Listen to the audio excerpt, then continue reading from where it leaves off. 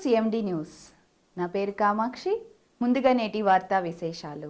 నెల్లూరు జిల్లా బోగోలు మండలం Bitragunta railway station వద్ద పట్టాలు తప్పిన గూడ్స్ రైలు కృష్ణపట్నం పోర్ట్ నుండి గోండియా మరియు వాడ్సా వెళ్తుండగా ఘటన. బిట్రగుంట స్టేషన్లో పట్టాలు క్రాస్ చేస్తుండగా పట్టాలు తప్పిన రైలు బోగీలు పట్టాలపై పడిపోవడంతో పలు రైళ్ల రాకపోకలకు అంతరాయం.